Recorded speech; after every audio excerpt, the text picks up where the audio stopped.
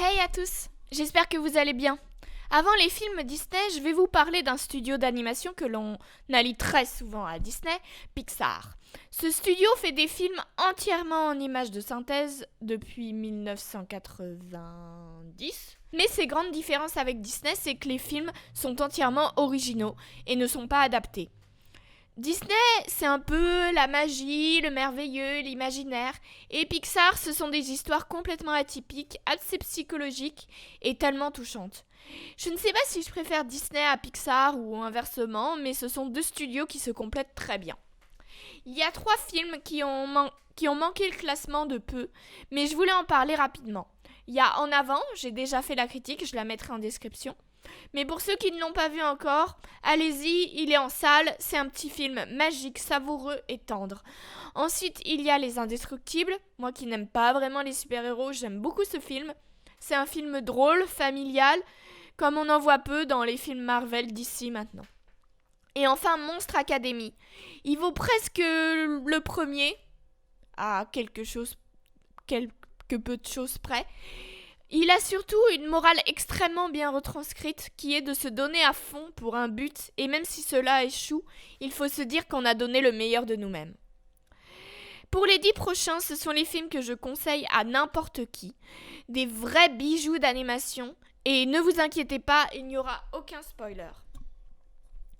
C'est parti alors pour mon top 10 des films Pixar. Smile, though your heart is aching. Smile, even though it's breaking. When there are clouds in the sky, you'll get by. Numéro 10. 71% de la surface du globe est constituée d'eau. Oh, ça va Michel? C'est vaste pour retrouver un poisson. Est-ce que quelqu'un a vu mon fils? Ton fils, Chico? Non, c'est Nemo, on cherche Nemo. Le monde de Nemo. Le premier film que j'ai vu au cinéma à l'âge de 4 ans, je ne vous cache pas qu'à l'apparition du requin, je suis partie en pleurant. C'est pas trop un film pour enfants, vraiment ça fait assez peur. Le résumé, si vous ne connaissez pas, marin, un poisson clown perd son fils Nemo qui se fait attraper par un plongeur. Il traverse tout l'océan pour le retrouver, en compagnie de Dory qui a le trouble de la mémoire immédiate. Ce que j'aime vraiment dans ce film, c'est la recherche. L'aventure nous prend aux tripes et chaque créature peut nous faire peur. On a l'impression que les créateurs se sont beaucoup inspirés de l'Odyssée et c'est un bonheur. C'est aussi très drôle quand il y a des références à la culture humaine comme l'école, le feu rouge, les animaux qui font très humain. Et la qualité d'animation est dingue, on a l'impression d'être à côté de Marin et Dory dans l'océan. Ouais, les personnes qui ont peur de l'océan, des profondeurs, c'est pas trop un film pour vous, mais bon, on peut toujours essayer. Ton père a affronté tout l'océan pour te retrouver. J'arrive, Nemo! Moi, j'ai jamais connu mon père. mon grand, ça fait du bien. Numéro 9. Paris, la ville des plus grands restaurants et des meilleurs chefs au monde. Rien sur mon grenier pour la 2. Toute ma vie, j'ai rêvé d'être l'un des leurs. Vous vous dites sans doute que c'est un drôle de rêve pour un rat. Mais j'ai toujours pensé qu'en travaillant dur et avec un peu de chance, tôt ou tard, mon talent serait enfin reconnu. Ratatouille. C'est pas un film qui m'a marqué la première fois, mais en le revoyant, qu'est-ce que je l'aime ce film. À Paris, Rémi, un rat, se retrouve à aider un jeune novice cuisinier et réinvente la ratatouille, ce qui ravit tout le monde. Mais ce talent étonne aussi. Quand on aime la cuisine, c'est un régal, il faut le dire. Ça parle très bien de la cuisine française. Comment c'est présenté aussi, c'est super réaliste et ça a l'air très bon. J'aime beaucoup le rôle du critique. Il fait très peur au premier abord, mais après c'est quelqu'un de juste. Et oui, les critiques YouTube, peu importe dans quel domaine, on reconnaît qu'il a raison, qu'avant de critiquer, il faut savoir respecter l'œuvre et l'artiste. Ce qui amène à une morale magnifique, qui est que le talent peut apparaître n'importe où, chez n'importe qui, et qu'il faut savoir le reconnaître et pas s'en moquer. Ne me regarde pas comme ça. Ce n'est pas moi qui me suis permis des fantaisies avec les épices. Numéro 8. Jetons-nous 700 ans dans le futur.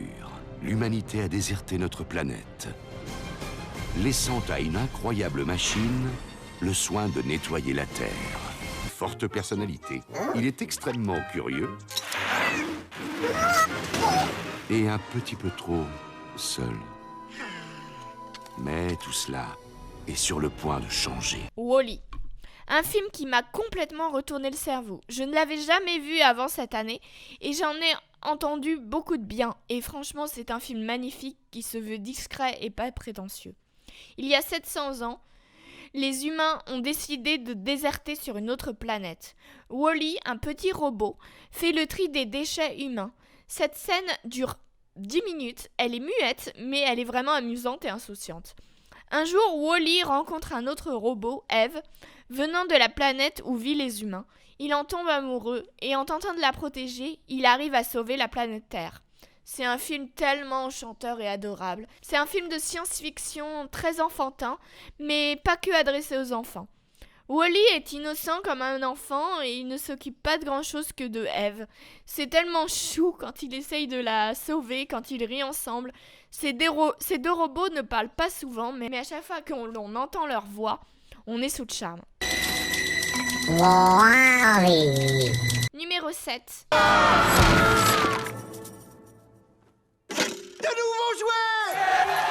Comment ça va, mon pote? Buzz l'éclair, à votre service. Bienvenue à Sunnyside, mes petits. Toy Story 3.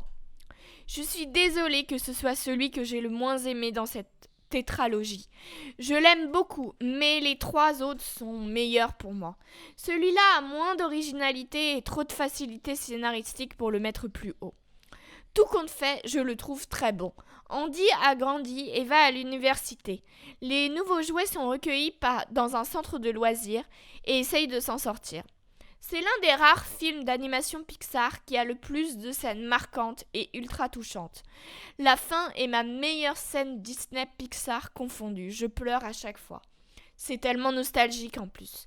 J'aime beaucoup l'idée de montrer les jouets sans Andy et qu'ils comprennent qu'il est grandi. Woody a toujours un énorme attachement à lui et on nous le montre différemment dans les différents films et ça c'est super. Une nouvelle vie nous attend ici, Woody. Nous sommes les jouets d'Andy. L'essentiel maintenant, c'est de rester ensemble. Numéro 6. Woody, pourquoi je dois être un jouet? Tu es un jouet. Tu appartiens à Bonnie. Et eux, ce sont tes amis. Toy Story 4. Bon, un film qui a beaucoup partagé cette année. Comme j'en ai déjà parlé, je vous mets en lien ma critique, mais pas en description, mais rapidement. J'aime ce film car il est très différent par rapport aux autres films. Le fait de montrer les jouets libres sans propriétaire, c'est toujours autant nostalgique et les personnages sont fidèles à eux-mêmes. Woody, lui je le connais depuis que je suis né, il y a 2 jours. Numéro 5. Tes ancêtres seront toujours là pour te guider. Si seulement quelqu'un pouvait m'aider à accomplir mon rêve. Depuis que je suis née, il y a une chose qui fait que je me sens différent et je ne savais pas d'où ça venait. On ne peut pas renier sa véritable destinée. À toi maintenant de faire un choix. Coco. J'aurais tellement voulu le voir au cinéma, j'ai été vraiment idiote de refuser d'aller le voir en salle à sa sortie. C'est un film magnifique, autant visuellement que narrativement. La famille de Miguel refuse que leurs membres fassent de la musique, mais le jeune garçon en est passionné. Un jour, en volant la guitare d'un musicien très connu, mort, il atterrit dans le royaume des défunts et va en savoir plus sur ses ancêtres. Visuellement, les différentes couleurs du royaume des morts, le orange, le violet, c'est incroyablement bien fait. On voit vraiment l'évolution de l'animation. Ensuite, mais l'histoire est touchante et triste comme pas possible. J'aime énormément comment la mort est vue dans ce film. Je t'en dirai pas plus pour pas spoiler. Et ce qui est cool, c'est que je crois que c'est le seul Pixar musical avec plus d'une chanson. Chanté en espagnol en plus, c'est super. Dans ma famille, on n'est pas toujours d'accord sur tout. Mais on reste soudés. Rien n'est plus important que ce que vous aimez. Numéro 4. Nous avons toujours redouté les monstres tapis dans l'ombre. Au pas de course, au pas de course, au pas de course. Oh, le petit soleil. Dans l'espoir de nous faire peur. Deux frangins, dans des lits jumeaux. Mais ce que nous ignorions, c'est que nous leur faisons peur. Et qu'est-ce qui se passe? Le petit m'a frôlé la main. Il ne faut pas toucher les enfants, ils sont toxiques. Monstres et compagnie. Je n'avais pas aimé le film quand je l'ai vu pour la première fois, quand j'étais petite, mais maintenant je l'adore. Ouais, avec ce classement, j'ai l'impression que je préfère tous ces films en étant adulte qu'en étant enfant. Monstropolis est une petite ville peuplée de monstres dont la source d'énergie provient des cris des enfants. Mais les enfants sont dangereux pour eux. Ils ne doivent pas les toucher. Ça a fait un peu penser au coronavirus, mais bon. Mais un jour, une petite fille apparaît dans ce monde et les ennuis commencent. Ce film est tellement original dans son concept, avec un mythe traditionnel, celui des monstres qui peuvent nous faire peur la nuit. Les personnages sont tellement attachants, même s'ils sont laids et un peu monstrueux, mais les deux personnages principaux, Sully et Bob, sont vraiment très drôles. Le lien entre l'enfant et eux, c'est vraiment touchant et atypique. Et niveau animation, quand on voit toutes les portes, c'est quand même un travail de dingue. J'ai toujours rêvé d'un animal de compagnie, mais pour faire des câlins. Je compte jusqu'à 1. Ouais, demain on tente le... Numéro 3. Un événement sans précédent dans le monde de l'animation. Star Command, répondez, vous me recevez? L'histoire de 2 jouets. Il n'y a apparemment aucun signe de vie intelligente sur cette planète. Toy Story, la meilleure franchise de tous les temps. Bon, je crois que je l'ai assez dit. C'est pas facile de ne pas les mettre dans l'ordre, mais bon. Lorsque leur propriétaire s'en va, les jouets vivent leur propre vie. On ne peut pas imaginer à quel point cette histoire a changé la vie de beaucoup d'enfants. Que l'on imagine que nos jouets soient vivants. C'est bizarre en y repensant, mais ne nous le cachons pas, on l'a tous cru. Ce film est le premier long métrage en images de synthèse et c'est prodigieux. J'avais critiqué Chicken Little sorti en 2006 qui était très vieillot, mais Toy Story qui est sorti en 1998 l'est beaucoup moins. Il y a une ambiance horrifique dans le film qui s'inspire un peu de Shining et c'est plutôt bien comme on voit la scène où Woody voit pour la première fois les jouets refaits de Sid. Le conflit entre Woody et Buzz est certes un peu difficile à comprendre, comme ce n'est pas facile d'être à leur place, mais c'est drôle et admirable.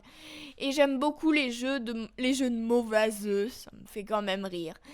C'est le genre de premier chef-d'œuvre où il n'est pas facile de faire mieux après. Non, tu n'es qu'un jouet en plastique! Quel curieux personnage, vraiment déprimé. Mais c'est de l'art, gros lard. Toi, ça va, ne me cherche pas des crosses, compris? Numéro 2. Vous êtes-vous déjà demandé ce qui peut bien se passer dans la tête des autres? C'est la rentrée! Je suis trop content! Scénario, on a être interrogé par le professeur. Riley, tu veux bien te présenter en quelques mots? On ne va pas faire ça! Elle va nous interroger! Vice versa. Je suis toujours surprise que ce film existe. Il est incroyable. On voit les émotions d'une enfant qui va arriver à sa crise d'adolescence. C'est superbement bien montré. Tout dans le cerveau. J'adore comment est montré les rêves, le train de la pensée, les souvenirs, les chansons que l'on a dans la tête.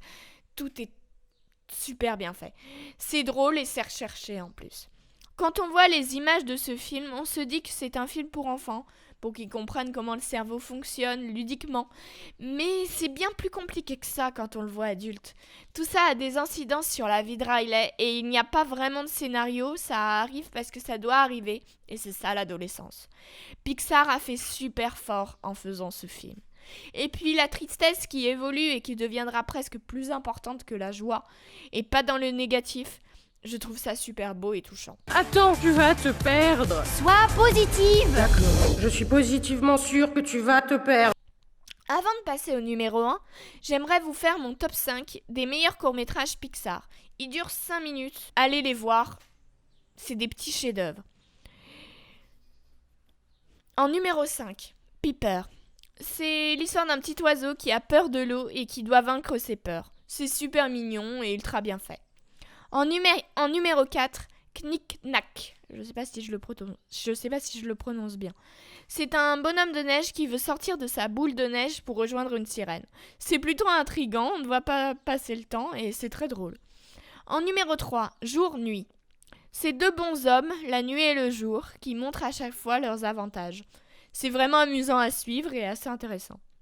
En numéro 2, Presto. C'est un lapin qui veut se venger de son prestidigitateur en sabotant ses tours. C'est vraiment super drôle, c'est l'éclate à chaque tour. Et en numéro 1, Passage nuageux. Gus, un jeune nuage gris, seul et timide, est le créateur d'animaux beaux mais dangereux. C'est le mythe de la cigogne et les nuages qui font les animaux.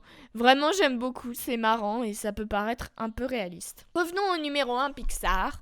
Numéro 1. Oh! Un jour, Woody a risqué sa vie pour moi.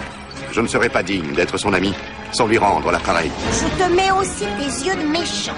On ne sait jamais. Toy Story 2. Je l'ai maté ce film quand j'étais petite, même maintenant c'est un plaisir.